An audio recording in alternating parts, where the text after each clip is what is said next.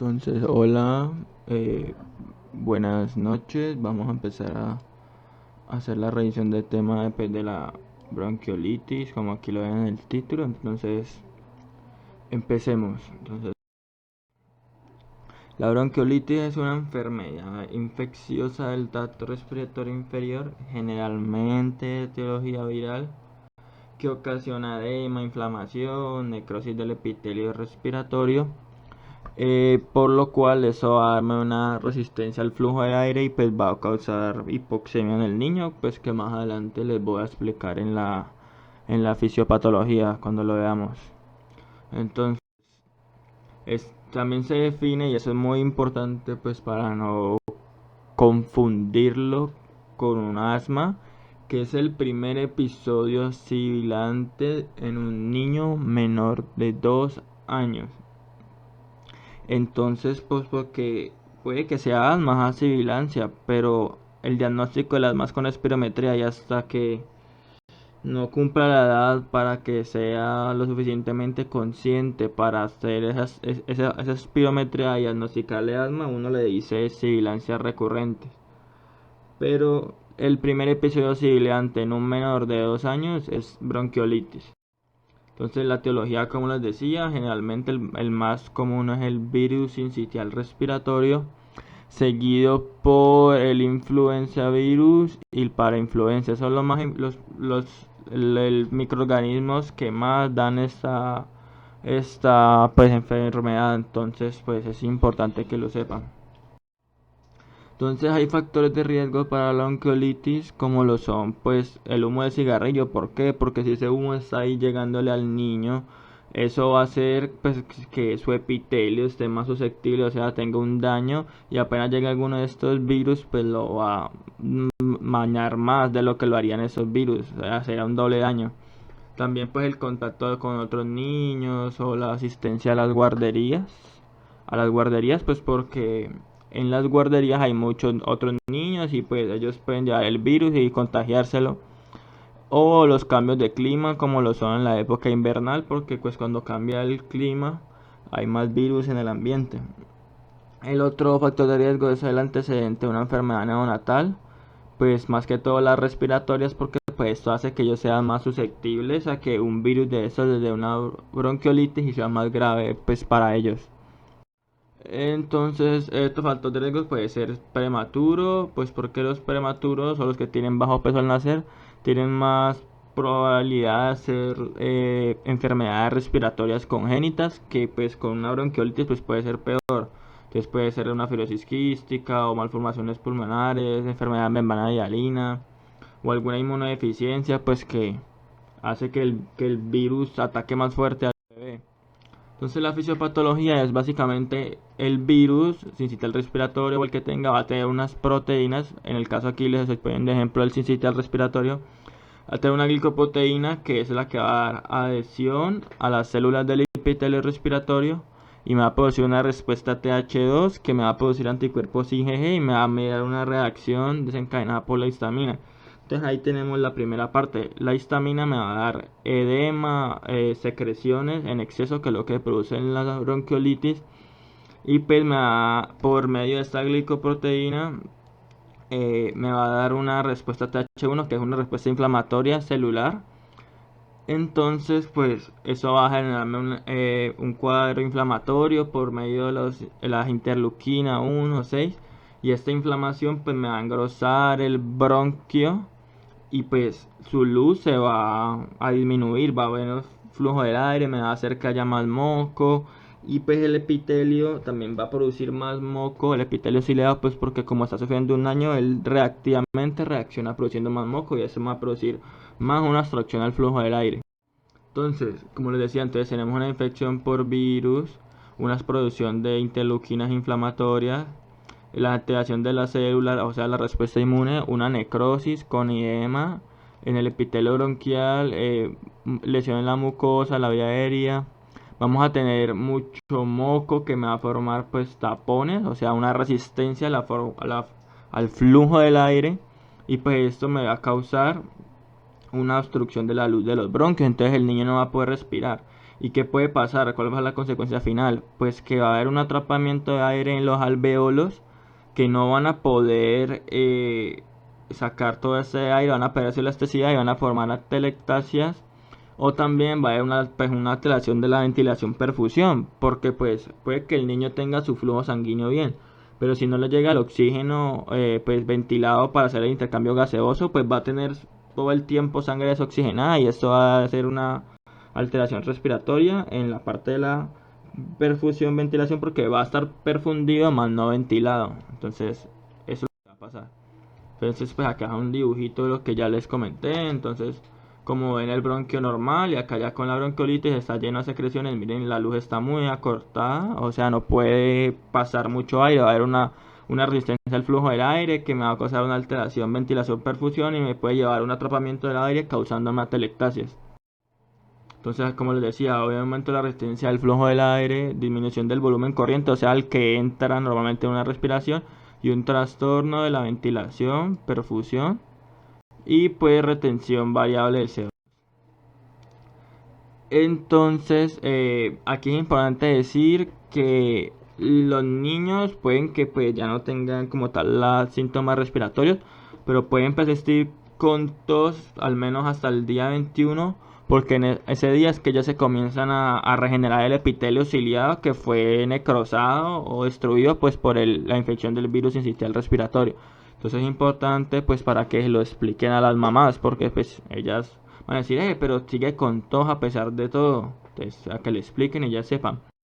Entonces, de manifestaciones clínicas, generalmente las primeras es esta triada de rinorrea, coriza y fiebre, que puede darme obstrucción nasal, pues por los mocos. Ya después de 2 a 4 días van a tener la tos, la dificultad respiratoria y no van a tolerar la vía oral y pues van a tener la sibilancia. Entonces, ¿por qué la sibilancia? Es por lo mismo. Como la luz del bronquio pues pierde espacio o pues se llena de moco, pues va a estar más, o sea, no va a estar tan gruesa para que pare todo ese aire. Entonces el poquito aire que pasa va a darme la sibilancia que pues va a soplar, o sea, como si una ballena estuviera cantando. O también puede crepitar por esa secreción constante de mocos. Y pues la dificultad respiratoria va a ser pues porque el bronquio no va a pasar el mismo aire que pasaba cuando está sin ese poco de moco ahí puesto. Entonces eso es lo que va a pasar. Entonces al examen físico pues van a tener las retracciones. La primera que se ve va a ver es las subcostales y ya se pueden ver la susifoidea, la intercostal, la supraclavicular y la aleteo nasal, pero la primera y la más sutil es la subcostal. Y ya después van a ver la cianosis, pues porque el niño no va a tener su perfusión ventilada, o sea, va a estar azul como un pitufo, irritable, apneas, taquipnea, pues que la frecuencia respiratoria aumentada.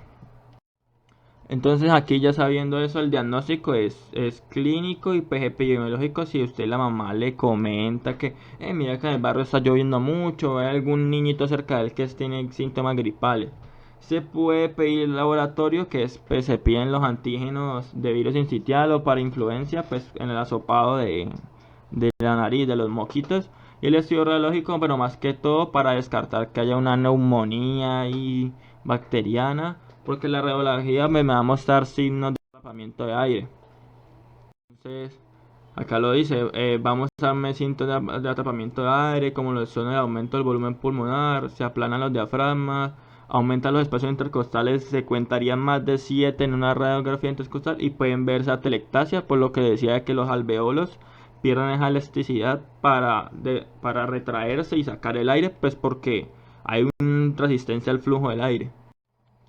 Entonces sí, es importante que para tratar al niño lo primero que hay que hacer es clasificar la gravedad de la bronquiolitis, y eso se hace con la escala de Wood-Downs. Entonces uno que hace, entonces uno en base a la sibilancia, los tirajes, la frecuencia respiratoria, la frecuencia cardíaca, la entrada del aire y la cianosis, pues esto me va a dar unos puntos determinados y yo así lo clasifico. Entonces si es leve se maneja ambulatorio en la casa, con buen lavado nasal, buena vía oral y pues Básicamente eso, y enseñar a la mamá los signos de alarma para volver. Ya si es moderada o severa, entonces moderada es de 4 y 7 y severa mayor a 8, entonces es intrahospitalario, pero la severa ya se van de una a la UCI porque ya se indica que está muy grave, o sea, sus puntajes están muy grandes en esta escala de severidad de Wood Downs, entonces eso es importante para el tratamiento.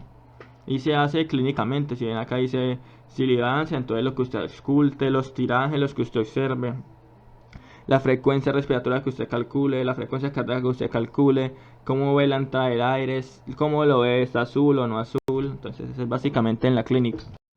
Entonces, aquí están los criterios de hospitalización, que son pacientes con taquipnea de cualquier edad o con cualquier grado de dificultad respiratoria, pues usando los músculos accesorios, edad menor de 6 meses, pues porque los niños a esas edades todavía no son capaces de que si no pueden respirar por la nariz, respiran por la boca, una historia previa de apnea y cianosis, o que presenten signos de deshidratación, como lo son pues los ojos hundidos, llantos sin lágrimas, el pliegue que se recupera muy lentamente, o sea, el signo del pliegue mayor, se le hace el pliegue en el abdomen y se le quita después de 2 segundos, entonces es un signo de deshidratación grave.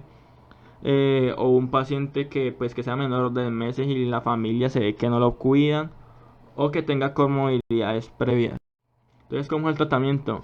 Básicamente no hay ningún tratamiento que diga uno, yo se lo pongo a ese niño y ese niño ya se curó. No existe.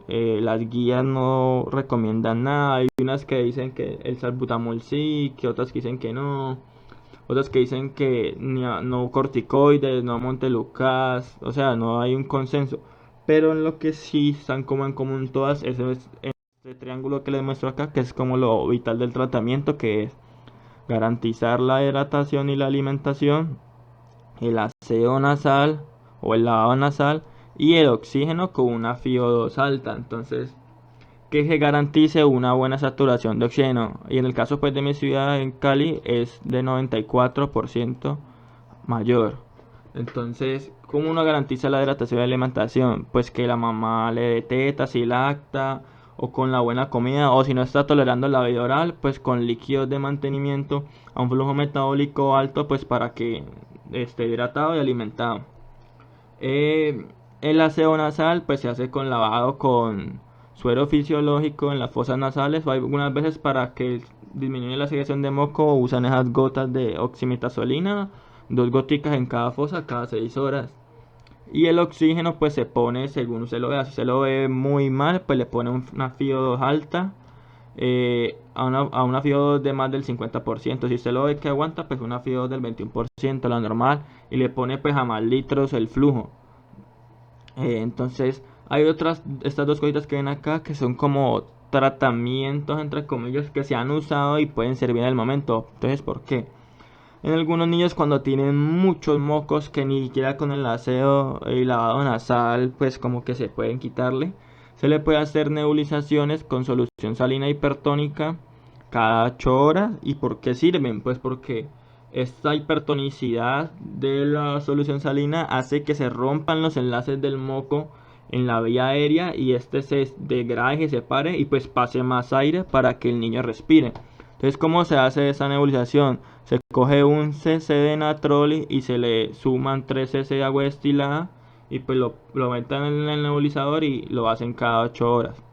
La otra, la nebulización es con adrenalina, porque pues la adrenalina también disminuye las secreciones de los mocos y ayuda pues a mejorar. Entonces, ¿cómo se hace la adrenalina? Se le va a poner 0.5 cc por kilo y eso lo van a sumar, le van a echar 3 cc de solución salina al 0.9% en una nebulización que van a pasar entre 15 y 30 minutos y lo hacen cada 4 horas. Esto es como que es ensayo de error. Alguna gente lo usa, le sirve, algunos otros no, porque al usar esto disminuye la estancia hospitalaria del niño, entonces pues se le evita que se contagie con otros bichos o bacterias o patógenos ahí intrahospitalario. Entonces para evitar la estancia hospitalaria y por eso lo hacen. Pero el tratamiento es este triángulo que aquí les señalo. Entonces aquí lo que les decía, que los bronquidilatadores no lo recomiendan, la adrenalina no lo recomiendan, pero alguna gente lo usa y sirve. El corticoide no lo recomiendan. Mire, dicen que la solución salina hipertónica sí la recomienda. Antibióticos no. Y la nutrición sí la recomienda. Entonces eso es importante que lo sepan, pues para que sepan cómo llevar al niño con la bronquiolitis. Entonces ya pues para finalizar, hay un medicamento, un anticuerpo monoclonal que se usa intramuscularmente 15 miligramos por kilo dosis, que es el palivizumab, que se usa en los niños prematuros. ¿Por qué? Pues como ya les dije, los prematuros tienen mucho riesgo de que el virus incite respiratorio los infecte. Entonces este palivizumab bloquea la proteína, es una IgG que bloquea la proteína G de fusión del virus incitial respiratorio. Entonces este no puede infectar a los bebés prematuros, que tienen más riesgo de que le dé una infección por eso, una bronquiolitis grave, y los pueda pues matar. Y pues esto fue todo lo del video. Muchas gracias. Espero les guste, aprendan. El video lo saqué de unas cosas de octubre, de algunas cosas que me enseñó mi profesor, y la guía NICE de 2015. Entonces pues me basé en buenas cosas. Espero les sirva y aprendan mucho. Adiós, hasta luego. Feliz cuarentena.